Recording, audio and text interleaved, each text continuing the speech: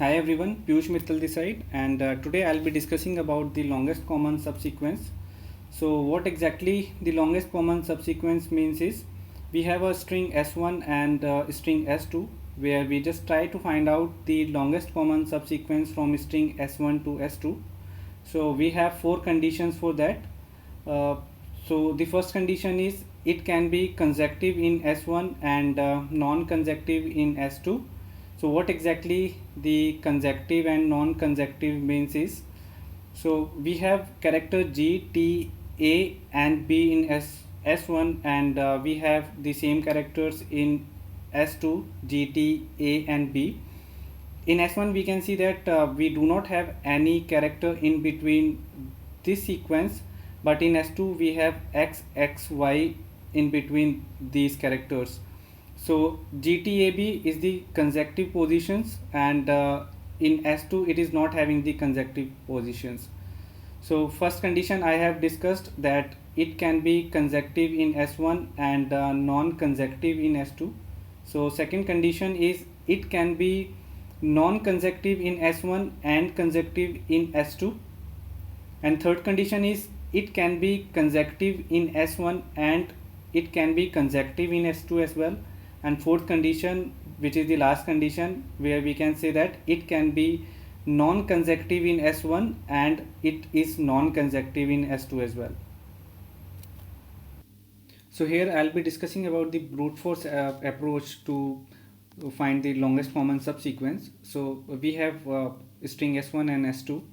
So if we say that the length for string s1 is n1 and the length for string s2 is n2.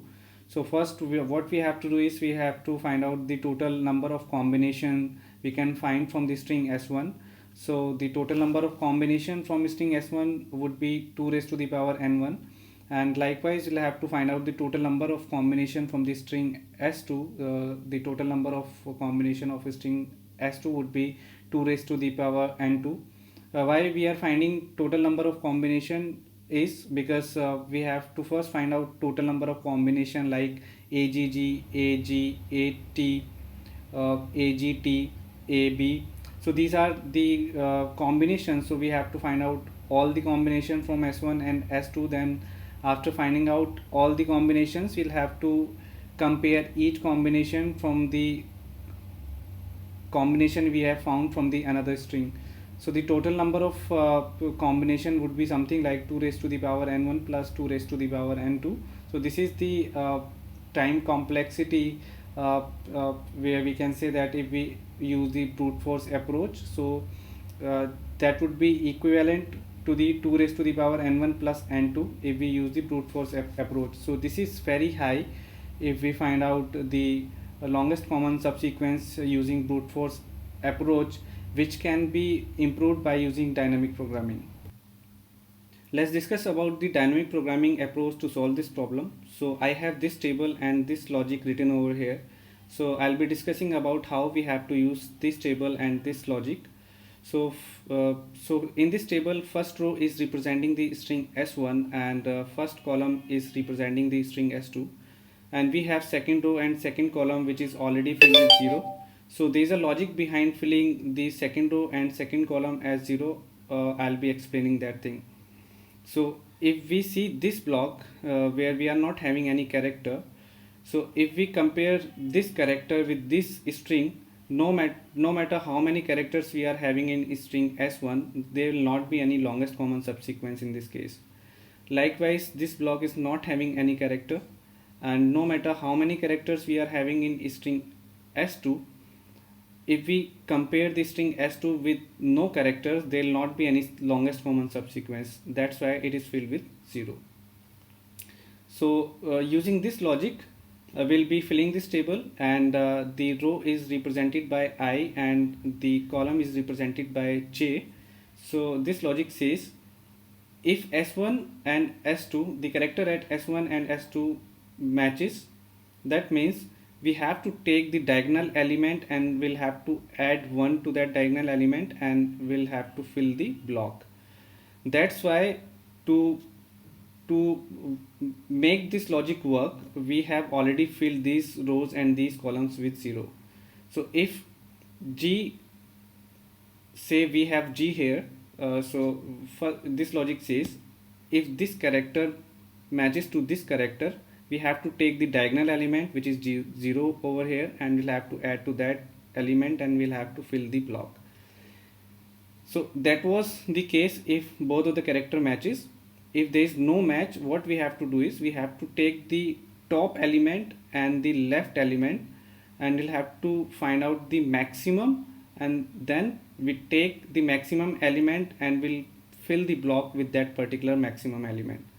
So this is the logic, how we have to fill this problem, this table, using this logic. Let's discuss about how we have to fill this table. So we have to take G from the string S2, and we have to take the first character from string S1, that is A. There is no match, so take the top element and talk the left element, find the maximum and fill the block. Now we have to compare G with the next character of string S1, which is also G. So there is a match. Now take the diagonal element, add 1 to it and fill the block. Now we have to compare G with the next character from S1, which is also G. So there is a match. Now take the diagonal element, add 1 and fill the block. Now we have to compare G with the next character, which is T. There is no match. Now take the top element, take the left element, find the maximum and fill the block. Now compare G with the next character A. There is no match. Take the top element, take the left element, find the maximum and fill the block. Now we have to compare G with next character B. There is no match. Take the top element, take the left element and find the maximum and fill the block. Likewise, we have to move to another iteration. So take the next character from string S2, that is X. Now take the first character from string S1, which is A. There is no match. Take the top element, take the left element, find the maximum and fill the block. Now compare X with another character G. There is no match. Take the top element, take the left element, find the maximum and fill the block. Now compare X with next character, which is G. There is no match. Take the top element, take the left element, find the maximum and fill the block. Now compare X with another character T. There is no match. Now take the top element, now take the left element, find the maximum and fill the block. Now compare X with next character A. There is no match. Take the top element, take the left element, find the maximum and fill the block. Now compare X with next character B. Take the top element, take the left element, find the maximum and fill the block. Now move to the next iteration. Take the next character from S2, which is T. Take the first character from S1, which is A. There is no match. Take the top element, take the left element, find the maximum and fill the block. Now compare T with next character, which is G. There is no match. Take the top element, take the left element, find the maximum and fill the block. Now compare T with next character G. There is no match. Take the top element, take the left element, find the maximum and fill the block. Now compare T with next character. There is a match. So take the diagonal element, add 1 and fill the block. So compare T with next character, which is A. There is no match. Take the top element, take the left element, find maximum and fill the block. Now compare T with next character, which is B. Now take the top element, take the left element, find maximum and fill the block. Moving to the next iteration. So take another character from string S2, which is X. Now compare X with first character of string S1, which is A. There is no match. So take the top element, take the left element, find maximum and fill the block. Now compare X with G. There is no match. So take the top element, take the left element, find the maximum and fill the block. Now compare X with another character, which is G. There is no match. So take the top element, take the left element, find maximum and fill the block. Now compare X with next character, which is T. So there is no match. Find the top element and left element, find the maximum and fill the block. Now compare x with next character, which is a. Find the top element, take the left element, find the maximum and fill the block. Now compare x with next character, which is b. There is no match, so take the top element, take the left element, find the maximum and fill the block. Moving to the next iteration. So the next character in S2 is a. Now take the first character from S1, which is where we have a match. So take the diagonal element, add 1 to it and fill the block. Now compare a with next character g. There is no match, take the top element, take the left element, find the maximum and fill the block. Now compare a with next character g. There is no match, take the top element, take the left element, find maximum and fill the block. Now compare a with next character, which is t. There is no match, so take the left element, take the top element, find maximum and fill the block. So now compare a with another next character, which is a match. So take the diagonal, add 1 to it and fill the block. Now compare a with the next character, which is b. So there is no match, so take the top element, take the left element, find maximum and fill the block. Moving to the next iteration. So next character in S2 is y and first character from S1 is a. So there is no match, so take the top element, take the left element, find maximum and fill the block. Now compare y with next character, which is g. There is no match, so take the top element, take the left element, find maximum and fill the block. Now compare y with next character, which is g. There is no match, take the top element, take the left element, find maximum and fill the block. So now compare y with next character, which is t. Take the left element, top element, find the maximum and fill the block. Now compare y with next character a. There is no match, so take the top element, take the left element, find maximum and fill the block. Now compare y with next character b. There is no match, take the top element and left element, find maximum and fill the block. Moving to the next iteration. Next character is b in S1, S2 and the first character in S1 is a. There is no match, take the top element and left element, find maximum and fill the block. Now compare b with g. Take the top element and left element, find maximum and fill the block. Now compare b with g. There is no match, take the top element, take the left element, find maximum and fill the block. Now compare b with next character, which is t. There is no match, take the top element and left element, find maximum and fill the block. Now compare b with next character, which is a. There is no match, so take the top element and left element, find the maximum and fill the block. Now compare b with next character, which is again p. So there is a match, so take the diagonal element, add 1 to it and fill the block. So that was the table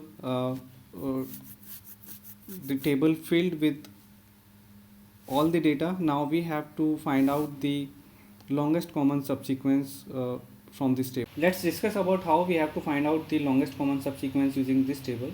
So what we have to do is we have to traverse from right bottommost element till left topmost element, and on the basis of some rules and regulation we'll be taking the character from the string S2, and once we reach to the left topmost element, the string formed by those character would be the final longest common subsequence. So let's start with the 4. So we have to check where the 4 is coming. So 4 is not coming from the top or left element, because we take the maximum between top or left element and we fill the block. So 4 is not coming from the top and left, it is coming from the diagonal.